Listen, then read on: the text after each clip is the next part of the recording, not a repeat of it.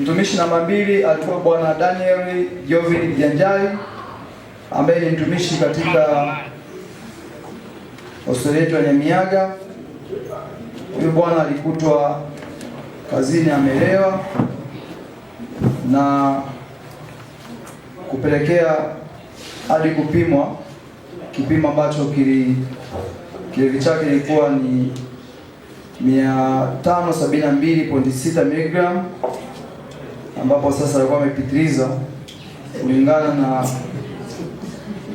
kulingana na kada yake ya afya. Tumeamua tumpe adhabu Mheshimiwa Mwenyekiti kulingana na kanuni ya 42 kifungu cha kwanza B ya kanuni za utumishi wa umma mwaka 2022. Bwana Daniel Jovin Kijanjali atashushwa cheo na mshahara. Mheshimiwa Mwenyekiti, naomba kuwasilisha. Waheshimiwa wajumbe wa baraza, makubali ndugu Daniel Jovin Kijanjali kushushwa cheo na mshahara. Ndio.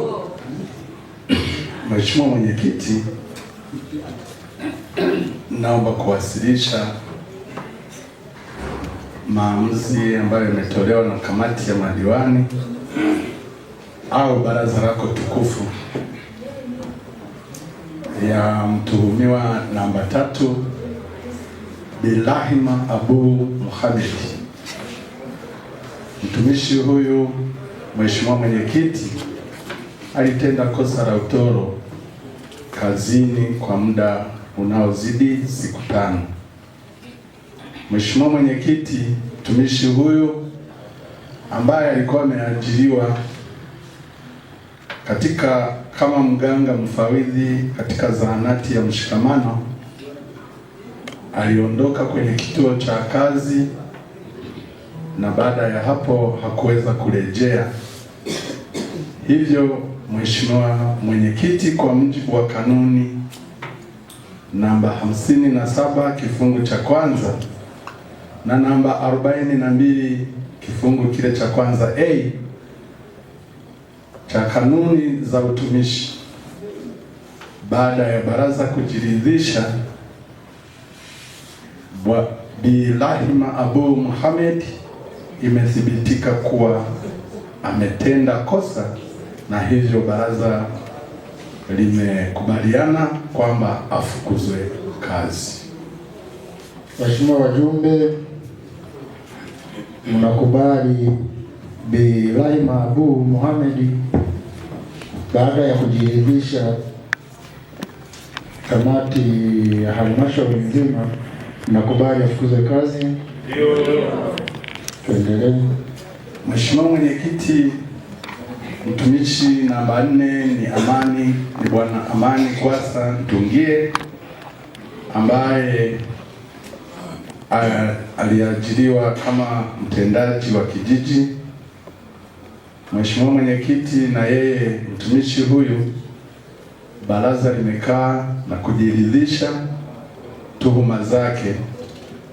Ametenda kosa la kutokuwepo kwenye kituo cha kazi kwa muda wa siku 5, lakini baada ya hapo uchunguzi ulipofanyika ulikuta makosa yake yalikuwa ni ya rejareja. Baraza limejiridhisha kwa kuwa ni utoro wa rejareja, hivyo baraza limependekeza apewe onyo na akumbushwe kutekeleza majukumu yake kama ipasavyo. Mheshimiwa Mwenyekiti, naomba kuwasilisha. Asante.